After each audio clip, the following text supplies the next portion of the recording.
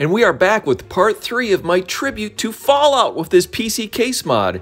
In part 2, I modified the case with a custom window fan hose, louvered vents that reflected the equipment from the vault. And in this video, I'll share how I dismantled the Corsair 400R case for a DIY spray paint finish in the Fallout colors and reassemble it. Let's start with a quick hardware drop. This PC will be using Intel's 12900K processor, and I've also been filling your orders for my new GPU display stands by Mnpctech. Why are you stashing away your old GPU when you could be displaying it on your shelf? I mean, these are still works of engineering art and great conversation pieces. Time to get into prepping our case for a properly detailed custom paint job. I break down every piece of the Corsair 400R chassis so it can be prepared for good adhesion for the primer coat and then our paint color applications. When you dismantle a PC case, you end up with a large variety of screws and miscellaneous loose stuff. For all my PC mods and builds, I keep these screws and other small parts organized in project trays. You can get stackable trays by Ernest on Amazon. Then I'll tape the name of the project on the tray so I can keep track of all these unique parts for each project I'm working on. Corvega. To break the chassis down to its individual pieces so we can paint it, you've got to remove these pesky pop rivets. Hey, and can you name a top-tier PC case or two that utilize screws instead of rivets to fasten the chassis together? Post it in the comment. To remove these rivets, arm yourself with a power drill and an 1/8" size drill bit. Then, when your drill bit becomes a pop rivet kebab, you can use a plier to grab the old rivets and just yank them off.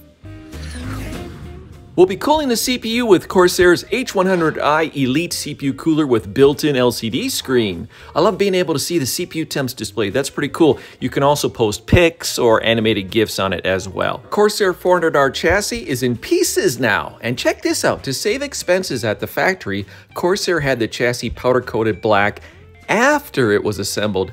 Cheeky move, Corsair. This next hardware drop is a real time capsule. This is a fan controller from the Pentium 4 era. Looks like it's even got screw terminals, so I'll have to solder bare leads from the fans.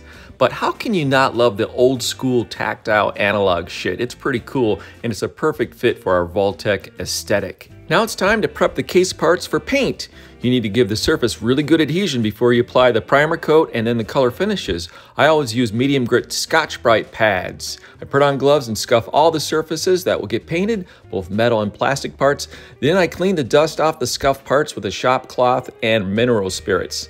Now all the pieces are ready for the primer coat. For the primer base coat, I'm using Rust-Oleum's 2X flat gray primer, and I'll let that cure for 24 hours after I've sprayed all the parts. Then I'll apply the color coats.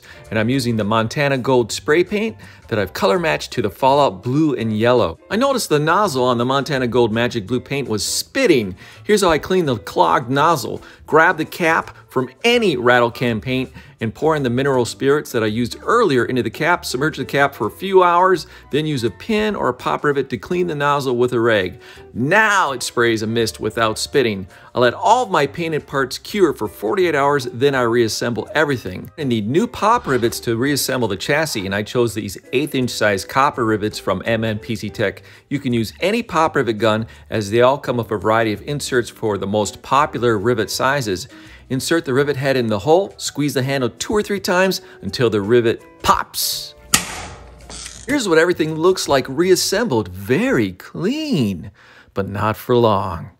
But what we need to do is break up the blue a bit, so I'm adding 2 horizontal lines, one at the top and one at the bottom with yellow paint. Oh, it's so pretty, and I love Fallout. Oh, but you know what? The world of Fallout isn't pretty. This is just our canvas for the nuclear annihilation that's going to occur next. Thank you again for following and supporting Mnpctech. If you need any PC mod supplies from my store, use the code FALLOUT at checkout, and we'll see you in the next update.